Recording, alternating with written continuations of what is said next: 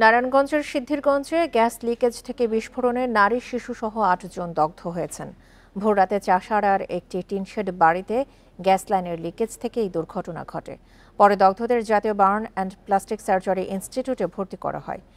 চিকিৎসক জানান, ভোররাতের দিকে দগ্ধ ৮ জনকে হাসপাতালের জরুরি বিভাগে ভর্তি করা হয়। দগ্ধদের মধ্যে আছে ১.৫ বছরের সুমাইয়া সহ আরও ৩ শিশু, সামিয়া, জান্নাত ও সাব্বির এবং মোহাম্মদ হান্নান, নূরজাহান লাকি ও মোহাম্মদ সোহাগ ও রূপালী। তাদের মধ্যে ২৭ থেকে ৪৫% পর্যন্ত দগ্ধ হয়েছেন। অনেকেরই শ্বাসনালী পুড়ে যাওয়ায় অবস্থা আশঙ্কাজনক বলে জানিয়েছেন চিকিৎসক। এই বিষয়ে আরও জানাতে নারায়ণগঞ্জ থেকে যোগ দিচ্ছেন সহকর্মী রাকিবুল হাসান। রাকিব, কিভাবে গ্যাস লাইনের লিকেজ থেকে দুর্ঘটনা ঘটল আর দগ্ধদের অবস্থা নিয়ে সবশেষ কি জানা গেছে?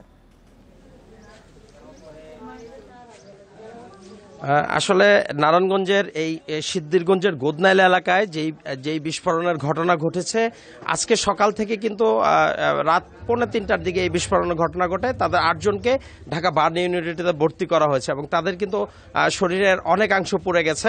তো আমি একটু দেখাতে চাই যে এই সিদ্ধিরগঞ্জের যেই আমেনা বিলা ইব্রাহিম খলিল মিয়ার বাড়ি, এই বাড়িটিতে রাত 2:45টার দিকে একটি ঘরে গ্যাস জমা হয়ে যে বিস্ফোরণের ঘটনা ঘটেছে, এতে কিন্তু প্রায় 8 জন দগ্ধ হয়েছে।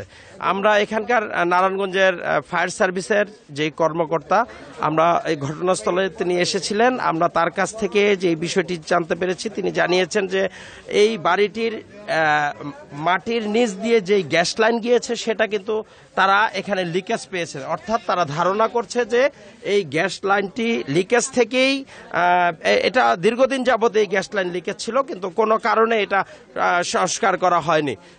তো এই গ্যাস লিকেজ থেকেই কিন্তু এই বিস্ফোরণের ঘটনা, গ্যাস ঘরে জমা হয়েছিল এবং কোনো এক কারণে সেই যখনই তারা আগুনের সংস্পর্শ পেয়েছে তখনই এই ঘরটিতে বিস্ফোরণের ঘটনা ঘটে এবং ভয়াবহ এই ঘটনায় কিন্তু প্রায় 8 জন দগ্ধ হয়েছেন এবং তাদের 8 জনকেই ঢাকা প্লাস্টিক সার্জারি বার্ন ইউনিটিতে তাদের ভর্তি করা হয়েছে এবং এখন সেখানে চিকিৎসা চলছে।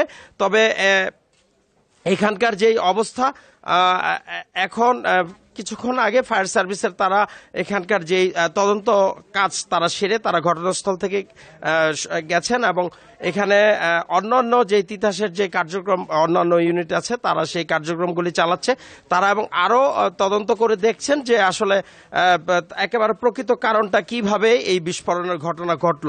তবে ফায়ার সার্ভিসের কর্মকর্তা তার সে যেই ধারণা করছেন যে গ্যাস পাইপ থেকেই এই বিস্ফোরণের ঘটনা হতে পারে, এমনটি তারা প্রাথমিকভাবে তারা জানিয়েছেন। তো এই ছিল আমার কাছে এখানকার সর্বশেষ তথ্য।